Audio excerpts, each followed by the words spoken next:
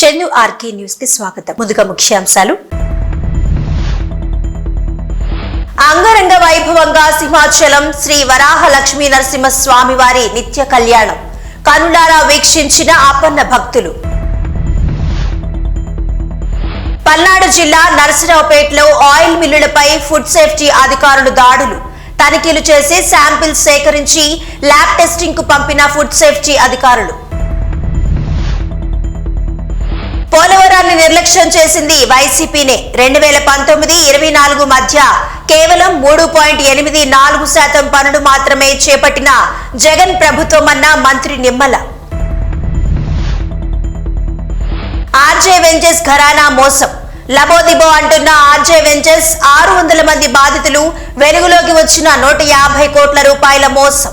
ప్రముఖ పుణ్యక్షేత్రంగా విరాజిల్లుతున్న సింహాచలం శ్రీ వరాహ లక్ష్మీ నరసింహస్వామి వారి నిత్య కళ్యాణం అత్యంత వైభవంగా జరిగింది. ఆర్జిత సేవల్లో భాగంగా అర్చక స్వాములు ఉత్సవమూర్తి గోవిందరాజస్వామిని ఉభయ దేవేరులతో మండపంలో అధిష్ఠింపజేశారు. నిత్య కళ్యాణంలో పాల్గొన్న భక్తుల గోత్రనామాలతో సంకల్పం చెప్పి పాంచరాత్ర గమశాస్త్రం విధానంలో విశ్వక్సేన ఆరాధన, పుణ్యాహవచనాలతో కార్యక్రమానికి శ్రీకారం చుట్టారు.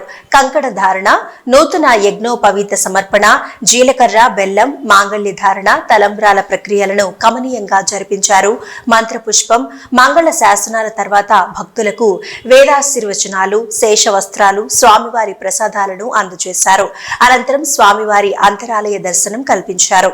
పల్నాడు జిల్లా నరసరావుపేటలో ఆయిల్ మిల్లులపై ఫుడ్ సేఫ్టీ అధికారులు తనిఖీలు నిర్వహించారు. ఆయిల్ కల్తీ చేస్తున్నారనే సమాచారంతో జిల్లా ఫుడ్ సేఫ్టీ అధికారి లక్ష్మీనారాయణ ఆధ్వర్యంలో తనిఖీలు చేశారు. లేపాక్షి, చాముండేశ్వరి, అమృత ఆయిల్ మిల్లులపై తనిఖీలు చేసి శాంపిల్స్ సేకరించారు ఫుడ్ సేఫ్టీ అధికారులు.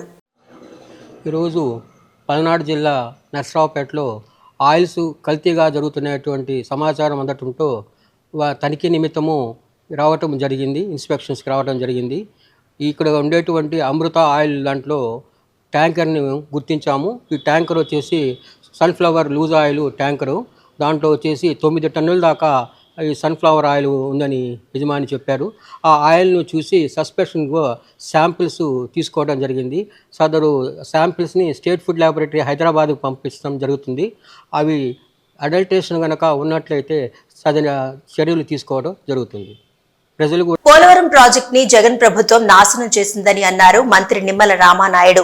పోలవరం ప్రాజెక్టుకు పెట్టిన ఖర్చు చూస్తే 2014-19 మధ్య టీడీపీ ప్రభుత్వం 11,762 కోట్లు ఖర్చు పెడితే 2019-24 మధ్య వైసీపీ ప్రభుత్వం 4,167 కోట్లు ఖర్చు పెట్టింది. అలాగే పోలవరం ప్రాజెక్టు పనుల పురోగతి చూస్తే 2014-19 మధ్య టీడీపీ ప్రభుత్వం 72% పనులు పూర్తి చేస్తే 2019-24 మధ్య వైసీపీ ప్రభుత్వం కేవలం 3.84% పనులు చేసింది. కేంద్రం ఇచ్చిన నిధులు మళ్లింపు చూస్తే టీడీపీ ప్రభుత్వంలో 0 ఉంటే వైసీపీ ప్రభుత్వంలో 3,385 కోట్లు ఉంది అని తెలిపారు. జలవనరుల అభివృద్ధి శాఖ మంత్రి నిమ్మల రామానాయుడు ఏదైతే డయాఫ్రమ్ వాళ్ళకి సంబంధించి గతంలోనే 436 కోట్లు ఖర్చు పెట్టడం జరిగింది. ఆ డయాఫ్రమ్ వాళ్ళు ధ్వంసమైనటువంటి పరిస్థితుల్లో మళ్ళీ అదనపు భారం ఎట్లా పడుతోంది, అదేవిధంగా ఏదైతే 2027కి ఎట్లా కంప్లీట్ చేయగలుగుతారనేటువంటిది ఏదైతే ఆయన ప్రశ్నకు సంబంధించి మీ అందరికీ తెలుసు అధ్యక్ష. ఆ రోజు ఏదైతే చంద్రబాబు నాయుడు గారు 2014-2019 5 సంవత్సరాల్లో ప్రతి సోమవారం కూడా పోలవరం అనేటువంటి పేజీగా మార్చుకుని 72% ఆయన 5 సంవత్సరాల్లో పూర్తి చేసినటువంటి పరిస్థితి. అందులో భాగంగానే ఆ రోజు 18 నెలలు శ్రమించి డయాఫ్రమ్ వాళ్ళను కూడా పూర్తి చేసినటువంటి పరిస్థితి అధ్యక్ష. ఏదైతే మరి యొక్క ప్రభుత్వం మారిన తర్వాత, ఎందుకంటే 2019లో ప్రభుత్వం కంటిన్యూ అయ్యి ఉంటే ఆ యొక్క డయాఫ్రమ్ వాల్ పైన మేజర్ డ్యామ్ ఏదైతే ఉందో ECRF earth cum rock fill dam ఏదైతే ఉందో అది కూడా నిర్మాణం ప్రారంభించుకుని 2021 కల్లా పోలవరం పూర్తయి ఉండేది అధ్యక్ష. కానీ దురదృష్టవశాత్తు ప్రభుత్వం మారిన తర్వాత కక్షపూరితంగా అక్కడ పనిచేసేటువంటి ఏజెన్సీలు ఏవైతే ఉన్నాయో వాటన్నిటిని కూడా 2019 జూన్ నెలలో రద్దు చేసేసి 17 నెలలు అక్కడ ఏజెన్సీ లేకుండా చేసి 17 నెలలు అక్కడ ఎక్స్పీరియన్స్ ఉన్నటువంటి అధికారులు ఎవరికి లేకుండా చేయడం వల్ల 2020 ఆగస్టులో వచ్చినటువంటి వరదలకు డయాఫ్రమ్ వాళ్ళు దెబ్బతిందని అది నేను చెప్పడం కాదు అధ్యక్ష. డైరెక్ట్ గా ఎవరైతే నీతి ఆయోగ్ ఏదైతే ఈ యొక్క ఐఐటి హైదరాబాద్ ఏదైతే నిపుణుల కమిటీని పంపించారో వాళ్లే రిపోర్ట్ ఇచ్చినటువంటి పరిస్థితి అధ్యక్ష. అదే విధంగా ఏదైతే చాలా క్లియర్ గా ఆ రోజు ఏజెన్సీని మార్చవద్దు, ఎందుకంటే ఏజెన్సీలు మారిస్తే ఒకే వర్క్ ని 2 ఏజెన్సీలు పనిచేస్తే రేపొద్దున ఆ వర్క్ కి ఏదైనా ప్రమాదం జరిగితే ఎవరు బాధ్యత వహిస్తారని చెప్పి ఆ రోజు బీపీఏ కూడా ఆ రోజు రాష్ట్ర ప్రభుత్వానికి లేఖలు రాశారు, వార్నింగ్ ఇచ్చారు, రిక్వెస్ట్లు చేశారు. అయినా కూడా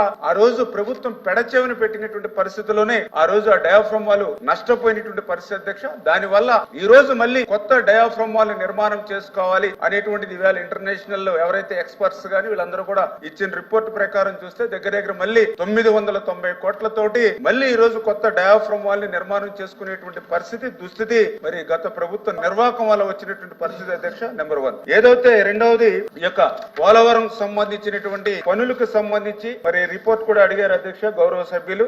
వాస్తవంగా చూసినట్లయితే ఈ యొక్క టీడీపీ అదేవిధంగా వైసీపీ ప్రభుత్వంలో చేసినటువంటి ఏదైతే వారు అడిగినటువంటి ప్రోగ్రెస్ చూస్తే మరి తెలుగుదేశం ప్రభుత్వ హయాంలో 11,762 కోట్లు ఖర్చు పెడితే వైసీపీ హయాంలో 4,167 కోట్లు మాత్రమే ఖర్చు పెట్టడం జరిగింది అధ్యక్ష. ప్రోగ్రెస్ చూస్తే 72% జరిగింది. ఇక్కడ ప్రోగ్రెస్ చూస్తే 3.84% మాత్రమే జరిగింది అధ్యక్ష. అదేవిధంగా కేంద్రం దారి మళ్లింపు నిధులు చూస్తే టీడీపీ హయాంలో ₹1 కూడా మళ్లింపు లేదు. వైసీపీ హయాంలో 3,385 కోట్లు కేంద్రం రియంబర్స్మెంట్ అమౌంట్ మరి దారి మళ్లింపు జరిగింది అధ్యక్ష. అదేవిధంగా ప్రశంసలు చూస్తే ఆ రోజు తెలుగుదేశం ప్రభుత్వంలో కేంద్ర మంత్రులు ప్రశంసలు ఇచ్చారు, గిన్నిస్ బుక్ రికార్డులు కూడా ఆ రోజు ఎక్కినాయి అధ్యక్ష. మరి అదే వైసీపీ హయాంలో చూస్తే నిపుణులు, పీపీఏ, ఐఐటి హైదరాబాద్ వీళ్ళందరూ కూడా చివాట్లు వచ్చినటువంటి పరిస్థితి అధ్యక్ష. అదేవిధంగా టీడీపీ హయాంలో ఎత్తు ఎప్పుడు కూడా 45.72కే కన్ఫర్మ్ అయ్యేది అధ్యక్ష. కానీ వైసీపీ హయాంలో 41.15 మీటర్లకే కన్ఫర్మ్ అయినటువంటి పరిస్థితి అధ్యక్ష. అదేవిధంగా అంచనా కూడా టీడీపీ హయాంలో 55,548 కోట్లకు ఆమోదం పొందాం అధ్యక్ష. కానీ వైసీపీ హయాంలో నిధులు అడగలేనటువంటి దైన్యం అధ్యక్ష. అదేవిధంగా టీడీపీ హయాంలో పోలవరం అనేది ఒక పర్యాటక ప్రాంతంగా ఉంది అధ్యక్ష. అదే వైసీపీ హయాంలో నిషేధిత ప్రాంతంగా ఉన్నటువంటి పరిస్థితి అధ్యక్ష. బషీర్బాగ్ సిసిఎస్ ముందు ఆర్జే వెంచర్స్ బాధితులు ఆందోళన చేపట్టారు. నారాయణ్ ఖేడ్, ఘట్కేసర్, పఠాన్ చెరువు, కత్తనూర్ ప్రాంతాలలో అపార్ట్మెంట్ పార్క్ ల్యాండ్ పేరిట ఆర్జే వెంచర్స్ ప్రముఖులతో ప్రకటనలు చేశారు. 600 మంది నుండి సుమారు 150 కోట్లు వసూలు, ఫ్రీ లాంచింగ్ పేరిట భారీ వసూళ్లకు పాల్పడ్డారు. 2020లో తాము నమ్మి ఒక్కొక్కరం 20 లక్షల నుండి 50 లక్షల వరకు కట్టామని బాధితులు చెబుతున్నారు. 4 ఏళ్లు గడుస్తున్నా ఇప్పటి వరకు ఎలాంటి నిర్మాణాలు చేపట్టలేదని చెప్పారు. Venture MD Bhaskar Gupta, director Sudharani మాటలు నమ్మి 600 మంది సుమారు 150 కోట్లు కట్టామని తాము ఎన్నిసార్లు అడిగినా నిర్లక్ష్యంగా సమాధానం ఇస్తున్నారన్నారు. గట్టిగా అడిగితే చెక్కులు ఇచ్చారు, కానీ అవి కూడా బౌన్స్ అయ్యాయన్నారు. సిసిఎస్ పోలీసులకు ఫిర్యాదు చేయగా వెంచర్ కార్యాలయం సైబరాబాద్ పరిధిలో ఉందని తెలిపారు. అక్కడికి వెళ్లి ఫిర్యాదు చేశామన్నారు. ఆర్జే వెంచర్స్ ఆస్తులు అమ్మి తమకు న్యాయం చేయాలని డిమాండ్ చేస్తున్నామన్నారు. కనీసం మీటింగ్ పెడతారు ఇప్పటికి 1 month లో సార్, 1 month లో ఆల్మోస్ట్ 1 month లో నియర్లీ 10 మీటింగ్స్ అయినాయి. 10 మీటింగ్స్ లో రండి మేడం కూర్చుందాం, మాట్లాడదాం, ఇచ్చేసేయండి, మాకు ఏదో ఒకటి ఇచ్చేసి రిజిస్ట్రేషన్ చేయండి అని అంటే వచ్చి చివరికి మీటింగ్ వరకు వచ్చి వెళ్ళిపోయారు సార్. అయితే లాస్ట్ టైము ఇంత టోటల్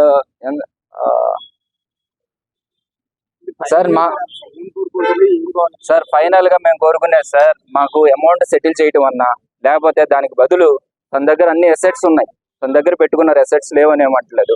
కనీసం ఏదో ఒకటి మాకు మేము బాధితులం కాబట్టి దానికి తగ్గట్టు పరిహారం మాకు అందించేస్తే మేము ఈ ఇష్యూలో మేము ఇన్వాల్వ్ కాదలుచుకోవాలి సార్. ఇక్కడ మేనేజింగ్ డైరెక్టర్ అని పూర్ణయ్య గారు ఉన్నారు సార్. ఒకసారి సార్ అప్పట్లో ఎంత డబ్బులు కట్టారు సార్? నేను 15 lakhs కట్టాను.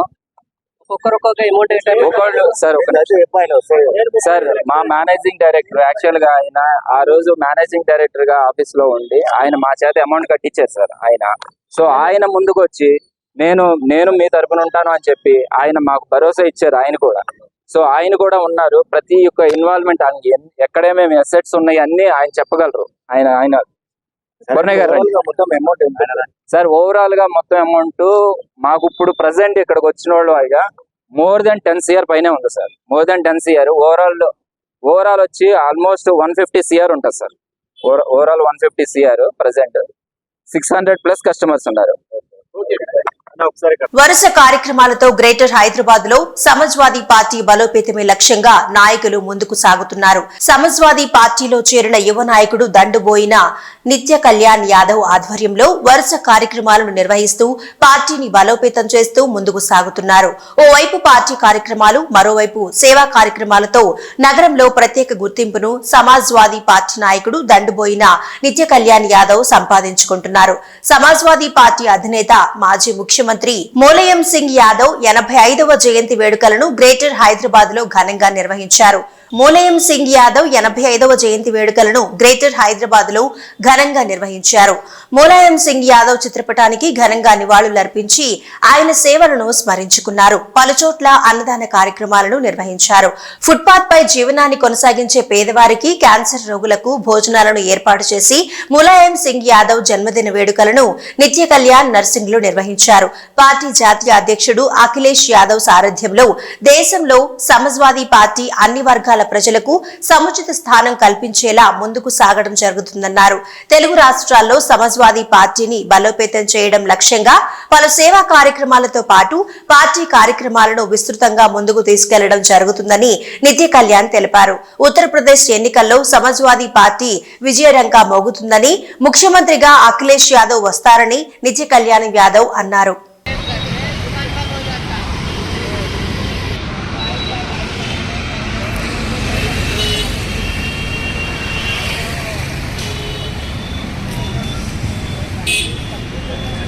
ఇక్కడే తింటారా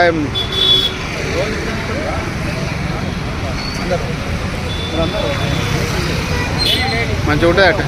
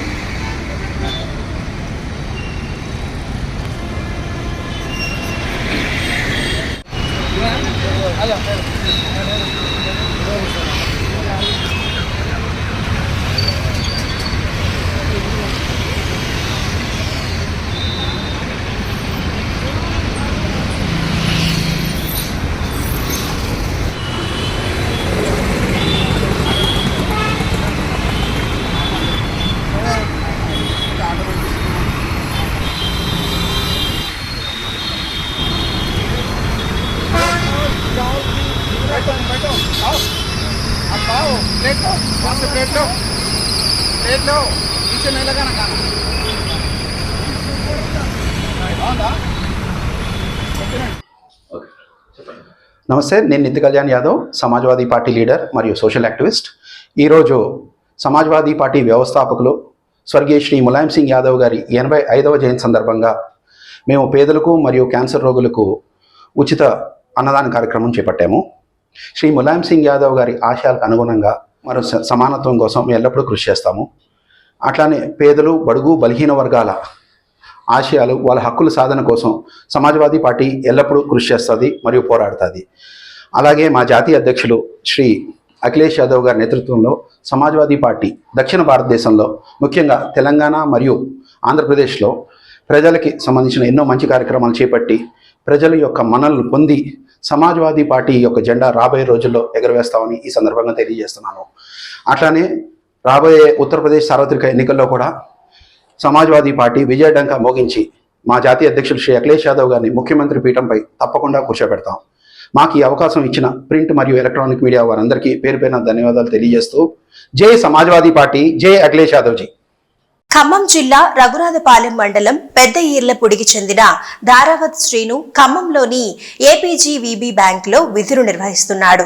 ఆయన భార్య లావణ్య, వీరికి 2 కుమార్తెలు ఉన్నారు. కొన్నాళ్ల క్రితం శ్రీను అనారోగ్యం బారిన పడడంతో ఖమ్మంలోని ఓ ప్రైవేట్ ఆసుపత్రిలో పరీక్షలు చేయించుకున్నాడు. కామెర్లు సోకగా కాలేయం సమస్య ఉందని డాక్టర్లు గుర్తించారు. లక్షలు ఖర్చు చేసినా నయం కాకపోవడంతో మెరుగైన చికిత్స కోసం హైదరాబాద్ లో చికిత్స చేయించుకున్నా నయం కాలేదు.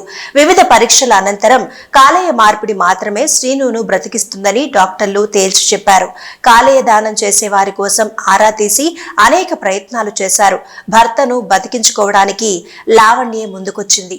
తన భర్తను కాపాడుకోవడానికి లివర్ ఇస్తానని చెప్పడంతో పరీక్షలు చేసిన డాక్టర్లు సరిపోతుందని నిర్ధారించారు.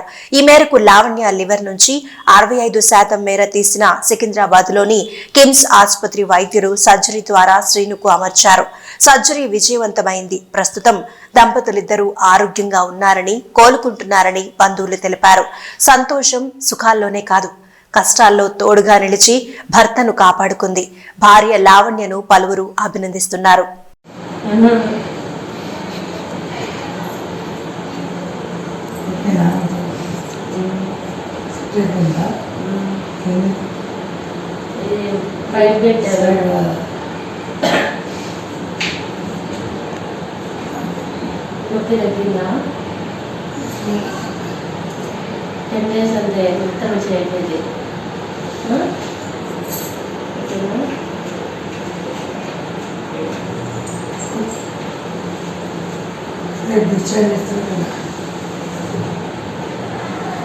జగిత్యాల రూరల్ మండలం బాలపల్లి గ్రామంలో ఎలక్ట్రిక్ బైక్ ఛార్జింగ్ పెడుతుండగా పేలిన ఘటన చోటు చేసుకుంది. 30% ఉన్న బైక్ కు ఛార్జింగ్ పెట్టిన క్రమంలో కేవలం 5 నిమిషాలలోనే పేలిన ఛార్జింగ్ బైక్ కొని 40 రోజులు కాకముందే బైక్ పేలడంపై బాధితుడు బెది తిరుపతి రెడ్డి కుటుంబ సభ్యులు ఆందోళన వ్యక్తం చేశారు. బైక్ డిక్కీలోనే వరిధాన్యం డబ్బులు సుమారు 1,90,000 ఉన్నట్లు బాధితుడు తెలిపాడు.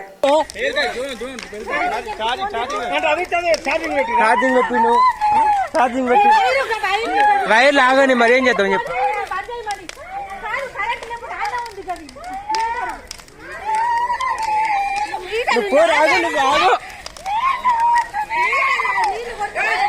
ఆగు ఏం చేయరావు మీడయ్యిరా ఛార్జింగ్ బంద్ కానీ అవ్వ నీళ్ళు కొట్టరా అత్తున్నావు. అరే దీనికి నీళ్ళు కొట్టరాదు కారా, పేలుతాయిరా బండి వెళ్తుందిరా. నీళ్ళు కొట్టద్దాట్రా అంటే పేలుతుంది కరెంట్ కదా, పేలితే జరుగు. భిక్షాటన చేస్తున్న మరికొందరు పిల్లలను రక్షించిన అధికారులు. కర్నూలు నగరంలో Abdullah Khan estate dress circle వద్ద ఒంటిపై రంగు వేసుకుని భిక్షాటన చేస్తూ ఎండలో ఉన్న పసిపిల్లాడిని చూసి స్పందించిన నారా లోకేష్ వివరాలు సేకరించమని ఉన్నతాధికారులను ఆదేశించారు. కర్ణాటక రాష్ట్రానికి చెందిన వారిగా గుర్తించారు. ఆ పిల్లాడి కోసం గాలిస్తున్న సమయంలో అలాంటి రూపంలోనే శరీరానికి రంగులు భిక్షాటన చేస్తున్న కొందరిని అదుపులోకి తీసుకుని పిల్లల పూర్తి వివరాలు తెలుసుకుని తల్లి చెంతకు చేర్చిన అధికారులు.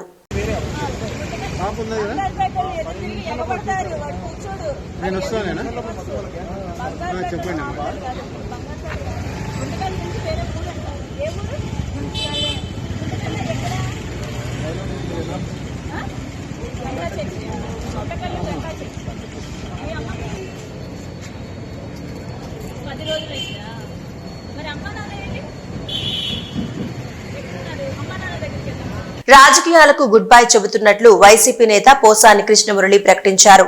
నా కుటుంబం కోసం రాజకీయాలను వదిలేస్తున్నాను అని, ఎవరికి భయపడి రాజకీయాల నుండి తప్పుకోవడం లేదని ఉద్ఘాటించారు. నేను తప్పు చేసి ఉంటే జైలుకు వెళ్లేందుకు కూడా సిద్ధమే అని ప్రకటించారు. నటుడు, నిర్మాత, దర్శక రచయిత పోసాని. నేను అన్ని పార్టీలకి నేను సపోర్ట్ చేశా. ఎప్పుడు ఆ పార్టీల్లో ఉన్న నాయకుడు గుణగణాలను బట్టి అన్ని పార్టీల్ని విమర్శించా. ఎప్పుడు ఆ నాయకులు ఎవరెవరైతే ఆ నాయకులు ఉన్నారో అప్పట్లో ఆ పార్టీకి వాళ్ళు తప్పులు చేస్తే విమర్శించా. తప్పులు చేయకుండా నేను ఎవరిని విమర్శించలా. మీరున్న రాజకీయాలు 83 నుంచి మాట్లాడుతున్నా. మీరు ఒక్కటైనా మీరు చెప్పండి. నేను విమర్శిస్తే సంతోషపడి ఉంటే అవి గుడ్ రాజకీయాలు అయ్యేవి. కానీ ఇప్పుడు ఏంటంటే రాజకీయాలు బాగోలేదు, వాళ్ళను ఇది చేస్తున్నారు, కేసులు పెడతారు, అన్నీ రావట్లేదు. Because of my Sons, because of my family. నా మీద కేసులు ఉన్న తర్వాత నా మీద కేసులు పెడతారేమో అని రాజకీయాలు బానేస్తే లెక్క వేరే. నేను తప్పు చేశానని చెప్పి కేసులు పెట్టేస్తే ఇప్పుడు నేను రాజకీయాల నుంచి బయటికి వెళ్తే వెనక్కి తీసేసుకుంటారా? ప్రభుత్వం అంతా పోలీసులు తీసేసుకుంటారా? అంటే అంత బ్లాక్ మెయిలర్సా పోలీసులు అని అడుగుతున్నాను నేను. ఇద్దరు కిడ్నాప్ చేసి 10 లక్షలు కాజేశా, కేసు పడింది, టక్కన బీజేపీలోకి వెళ్ళిపోయా, మోడీ జై అని. అంటే కేసులు ఉండవా? అంటే అంత అసమర్థత ఈ భారతదేశ రాజకీయం? అంటే పోసాని కృష్ణమురళి ఎవరి మీద కేసు వేస్తే రాజకీయాలు మానేస్తే సంబరాలు తీసుకుంటారా? నేను ఏ తప్పు చేయలే. ఇన్ కేస్ చేసి ఉంటే నేను జైలుకి వెళ్తాను, సిద్ధం, రెడీ. మా దగ్గర ప్రామిస్లో ఏం టెలింగ్ ఉన్న తల్లి సాక్షిగా అట్టుంది. నేను అవి చూసి కన్నీళ్ళు మీ ముందు చెప్పుకోవడం ఎందుకు ఏడుపని నాకు నేనే గుండెల్లో దిగ్మింగుకొని వచ్చా. నేను ఇవి ఇప్పుడు కొత్తగా వచ్చినవి కాదు, ఎప్పుడో వాడిని నన్ను బట్ట కూడా చేస్తామని వాళ్ళు వచ్చారు. అప్పుడే మానేయలేదే. చిరంజీవి గారి ఇంట్లో ఆడవాళ్ళని తిడుతున్నప్పుడు ఎవరు తిట్టించారో అతన్ని అంటే వాళ్ళు నా కాళ్ళు ఎరగొడతా అన్నారు, వేసేస్తా అన్నారు. నేను అన్నాను అప్పుడు, గుర్తుపెట్టుకోండి, ఏమయ్యా నన్ను చంపితే అసలు మళ్ళీ బతకకుండా చంపు, కొనుబుడితో చంపాననుకో మళ్ళీ నేను చంపాల్సి వస్తుంది అని కూడా అన్నవాడిని నేను. అంటే నిజంగా ఏ న్యాయ వ్యవస్థ అయినా చట్ట వ్యవస్థ అయినా పోసాని కృష్ణమురళి నిజంగా తప్పులు చేశాడు, క్రైమ్ చేశాడు అంటే 100% నేను తీసుకెళ్లి జైల్లో పడేయండి. తెగులు సోకిన చైనా వెల్లుల్లిని సీజ్ చేశారు కస్టమ్స్ అధికారులు. నెల్లూరుకు సమీపంలో 9,990 కిలోల వెల్లుల్లి బస్తాలతో వెళ్తున్న వ్యాన్ పట్టుకున్నారు. చైనా నుంచి దిగుమతి అయిన తెగులు సోకిన వెల్లుల్లిగా కస్టమ్స్ అధికారులు గుర్తించి సీజ్ చేశారు. వీటి విలువ 21.97 లక్షల విలువైన 333 బస్తాలు గుర్తింపు. ప్రభుత్వ నిబంధనల ప్రకారం చైనా వెల్లుల్లిని దిగుమతి చేసుకోవడం నిషేధం అని తెలిపారు. He also understood what to do. Exactly. आपने सही टाइम पे पकड़ा. కృష్ణగిరి మండలం పెరుమడ గ్రామం వివాహ వేడుకలో విషాదం చోటు చేసుకుంది. స్నేహితుని వివాహంలో గిఫ్ట్ ఇస్తూ గుండెపోటుతో అక్కడికక్కడే మృతి చెందాడు ఓ యువకుడు. మృతుడు వంశీ బెంగళూరు అమెజాన్ లో పనిచేస్తున్నట్లుగా తెలుస్తోంది. స్నేహితులు వంశీని డోన్ ప్రభుత్వ ఆసుపత్రికి తరలించగా మరణించాడని డాక్టర్లు నిర్ధారించారు.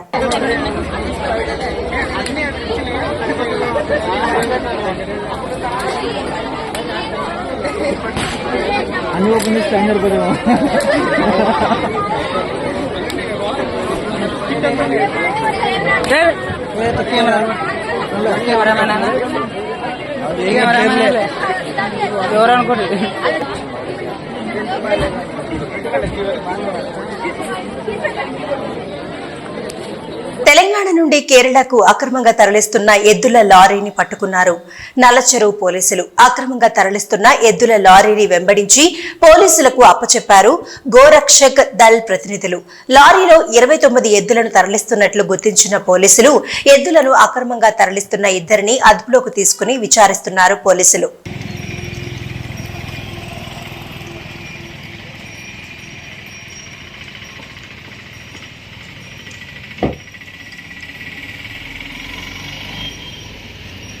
శ్రీకాళహస్తిలో అక్రమ నిర్మాణాలు కూల్చివేత. రోడ్డు ఇరువైపులా ఉన్న అక్రమ నిర్మాణాల కూల్చివేతలు చేపట్టిన మున్సిపల్ కమిషనర్. ముక్కంటి ఆలయ వద్ద రోడ్డుకు అడ్డంగా ఉన్న అక్రమ కట్టడాలు తొలగిస్తున్న మున్సిపల్ అధికారులు. ఆలయ పరిసరాల్లో ఆక్రమణలు పెరిగిపోవడంతో చర్యలు చేపట్టిన దేవస్థానం ఈవో మున్సిపల్ శాఖ.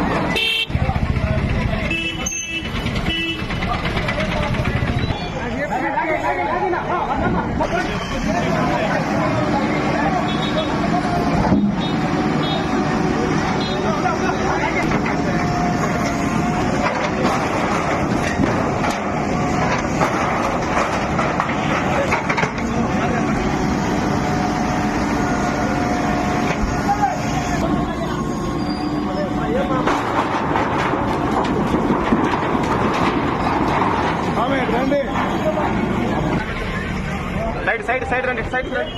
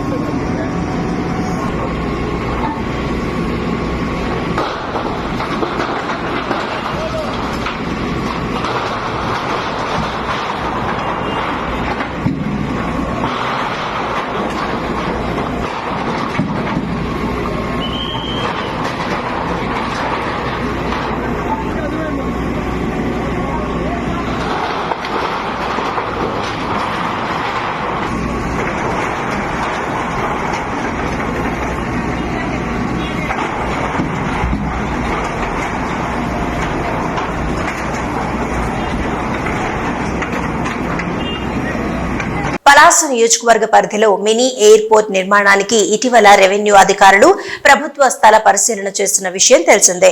వజ్రపు కొత్తూరు, మందస మండలాల పరిధిలో సుమారు 1383 ఎకరాల ప్రభుత్వ భూమిని అధికారులు గుర్తించారు. స్థానిక రెవెన్యూ అధికారులు ఇచ్చిన నివేదిక ప్రకారం సుమారు ఆ స్థలాన్ని పరిశీలించేందుకు ఎయిర్పోర్ట్ అథారిటీ అధికారులు పరిశీలించారని పలాస ఆర్జీఓ జి వెంకటేశ్వరరావు మీడియాతో తెలిపారు. ఇవి ఈనాటి వార్తలు. చూస్తూనే ఉండండి న్యూస్.